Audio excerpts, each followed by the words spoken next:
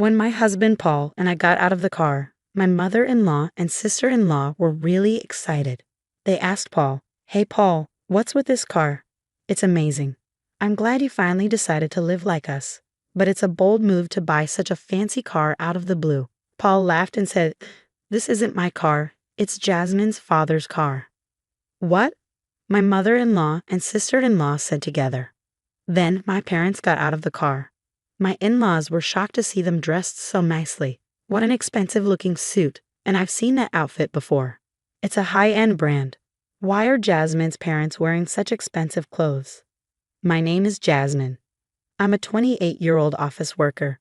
I married my husband Paul last year. He has always been kind to me since we started dating and takes good care of me. I was so happy to marry him. We share the housework because we both work. Paul lived alone for a long time and is great at doing chores. He's even a better cook than I am, depending on what we're making.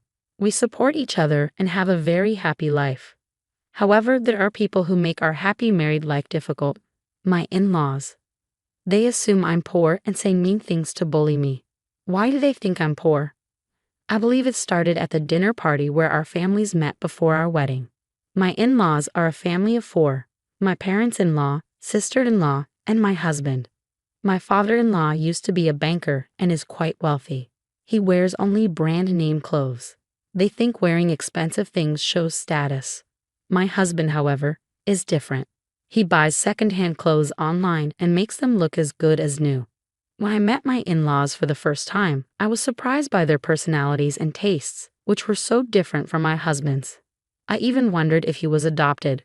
My husband lived alone for a long time because he didn't share his family's values. He moved out as soon as he started college. Because my in-laws believe being rich is everything, they didn't think highly of me and my parents when they first met us. My father runs a small factory. When my in-laws and sister-in-law found out, they made fun of him. He runs a factory, and yes, he might be a president, but a factory I've never heard of must be poor. A big bank where I work would never give him a loan. Talking so rudely the first time we met made me question their character. I would have been furious if my husband hadn't apologized to me beforehand. My parents had also been warned by my husband about the situation, so they stayed calm even when my in-laws mocked us. Well, it's true we run a small business, but thankfully, we're able to keep working and pay our employees' salaries, my father said. I wonder how many employees you have, my mother-in-law asked. Oh, by the way, I heard Jasmine has an older brother. Our son is working today. He can't come back here, so he can't join us, my father replied. Is he on a business trip or something? Does your brother work for a decent company? My mother-in-law asked. Our son works for my company, my father said. When he said that, my in-laws all laughed. You mean it's a family business? A family that can't even take a day off must not be doing very well. They kept saying terrible things about my family. My husband kept telling them to stop, but they wouldn't listen. So he finally made them end the meeting early. That's why I have a bad impression of my in-laws, and they keep making fun of my family. Honestly, some people might cancel the marriage after something like this. But I love my husband so much that I decided to marry him anyway. As long as we avoid my in-laws, we can live peacefully and happily. In fact, my husband doesn't like his family either, and I was really angry at them for mocking my family, so we didn't visit them unless we absolutely had to. About a year after we got married, I guess they got tired of us not showing up. They started to force us to interact with them. My mother-in-law and sister-in-law began coming to our house often. They said whatever they wanted. Paul never comes home. Jasmine must be stopping him from visiting. I'm sure she is because she's jealous of our lives. Well, I don't blame you. We live differently from people who are less well off. But you should at least have a baby soon. If you don't have a child, people will just think she's a worthless wife who's only after money.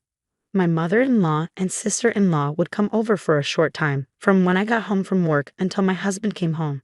I get home early because my job lets me leave on time, but my husband works overtime and usually gets home just before 9 p.m. During those 3 hours, my mother-in-law and sister-in-law would come over to pick on me. You live in such a modest apartment. Paul works for a good company. You should be in a nicer house. My husband and I think this place is big enough for us. Not your husband, but you, right? Don't push your values on Paul. The fridge has a lot of plain food. Don't look in the fridge without asking. You don't have any caviar or fine wines. We don't have anything like that. Oh, this is so dull. Why did Paul marry this woman? It's rare to find someone so poor and boring. You can say that, but if you try to touch our money even a little, you'll regret it. We'll make sure you disappear from society. My mother-in-law and sister-in-law would mock me, threaten me, and ridicule me before leaving. I talked to my husband about it, and he would scold them, but they kept coming over without any remorse. They would even show up at my apartment when I came home. I felt depressed every time I had to go home. How could they not get tired of bothering me? Despite everything, my mother-in-law and sister-in-law kept trying to belittle me. I had a mental breakdown. I started spending time at a cafe until my husband finished work, and then I would go home with him. When my mother-in-law and sister-in-law saw me coming home with my husband, they said, "You're like a pest, taking away Paul's freedom like that." It was actually worse that they waited outside for 3 hours just to make things difficult for me. My husband was so disgusted that he even asked my father-in-law for help. But my father-in-law was just like my mother-in-law. He said it was rare for them to see a poor wife and warned that our marriage might be in trouble if things kept going this way. I decided to use my last resort. I know it's not something I'm comfortable with, but my in-laws had pushed me too far. A few days later, my husband and I went to visit them. They were thrilled when we told them my husband was bringing his wife home. I was shocked when my mother-in-law said, "I'm so happy to see Jasmine again. I don't know what kind of fun it is to be a wife-beater." We spent the weekend at my in-laws' house. When we arrived by car, they rushed out and excitedly asked my husband, "Hey Paul, what's with this car? It's amazing. I'm glad you finally decided to live like us. But buying such a luxury car out of the blue is quite a move." My husband laughed and told them, "This isn't my car, it's Jasmine's father's." "What?" my mother-in-law and sister-in-law said at the same time. Then my parents got out of the car. My in-laws were stunned when they saw them dressed in high-end suits. What an expensive-looking suit, and I've seen that outfit before. Why are Jasmine's parents wearing such fancy clothes? Finally, my brother got out of the car, standing tall at 6 feet and looking like a model. My in-laws' expressions changed when they saw my brother wearing the same high-end brown suit as my father. "Who is that handsome guy?" they asked. "Nice to meet you. I'm Simon, Jasmine's brother," he replied. My in-laws were stunned by how different my family looked compared to their previous impressions. Seeing their reaction, my husband said, "What are you doing?" He urged them to quickly show my family around the house. My mother-in-law and sister-in-law quickly invited my family inside, leading them to the living room and saying, "We'll have tea ready for you right away." Their attitude was completely different from before. They were very curious and began asking my parents questions. "How are you able to afford such luxury items?" "It's ridiculous," my in-laws questioned, their attitudes changing drastically just because of appearances. Then my father spoke up. "My factory is small, but we make unique parts that no one else can. We get orders from big Japanese and foreign companies." My in-laws' faces went pale when they heard this. Suddenly, my mother-in-law and sister-in-law started being very nice to me. My father-in-law stayed silent, not saying a word. However, my sister-in-law was very interested in my brother and talked to him a lot. "What kind of work do you do at your father's company?" she asked. "I've always been good at English. I handle business meetings with overseas companies, so I spend half of the year traveling abroad," Simon explained. "That's impressive. Are you single, Simon?" "No, I'm married," Simon said. "That's too bad. But I think I'd be a better match for you than your wife. What do you think? If you're interested, why don't we go out for dinner?" My sister-in-law boldly suggested, right in front of me and my parents. Honestly, I was impressed by her audacity. But I was determined to confront her right then and there. My brother looked at me and nodded. "Me, with an ordinary girl like you? Are you kidding me, Simon?" She laughed. "You're a funny girl. Are you seriously saying you're more desirable than my wife?" My wife was a former model, highly educated, and the daughter of the president of a well-known company. No matter how you look at it, you're not in her league. It's amusing how some people with a little bit of money overestimate their worth. "I haven't said anything bad about you, so you should understand your place and stick to it." Simon's words struck a chord, leaving my sister-in-law stunned and speechless. She was so shocked she could barely react. Finally, my father turned to my in-laws. "I don't care how wealthy the other family is. Money is important, but you can't measure a person's worth by money alone. Let's focus on being decent people and not obsess over wealth.